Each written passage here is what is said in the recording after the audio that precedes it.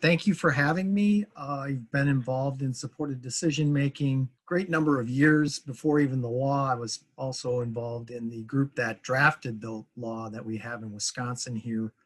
And the impetus for that is for the young man you see on the slide in front of you. I did get his permission to show this picture.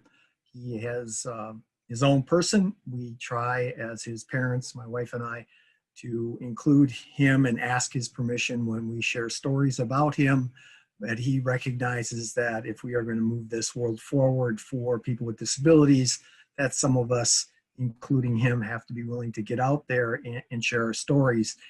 A number of years ago, I went to a presentation by Jonathan Martinez, and he talked about the concept of supported decision-making, and to use that instead of guardianship. And I was intrigued by that concept and have followed that concept of supported decision-making ever since.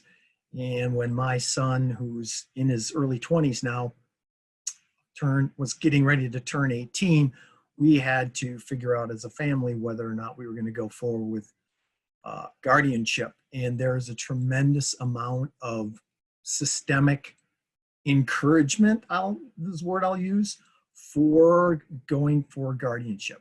Our system is very much geared for that.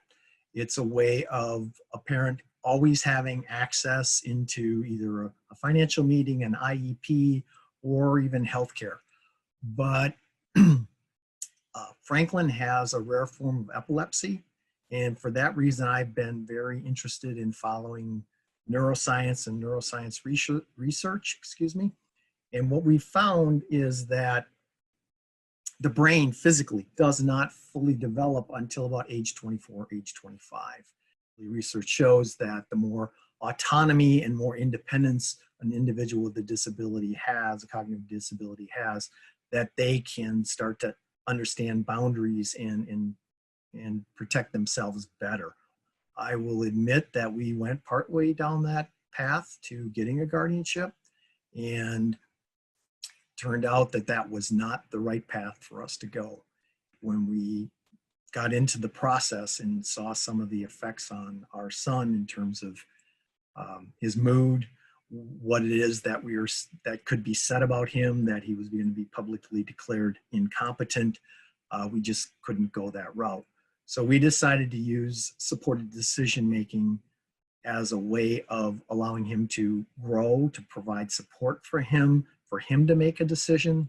Guardianship and even powers of attorney are substitute decision-making options. And that's where somebody else substitutes their judgment. So we've used this process with my son, and I can tell you over the last number of years, the growth in his maturity and what he's doing is been tremendous. I mean, right now he is employed in the community as an essential worker, making more than minimum wage.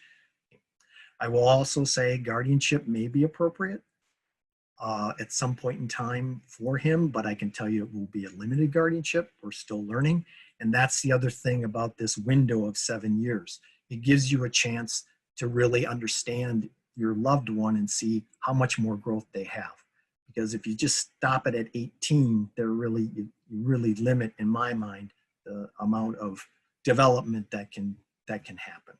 So that's been our experience. That's my son, and I'm as I said, I'm happy to educate and participate in this presentation.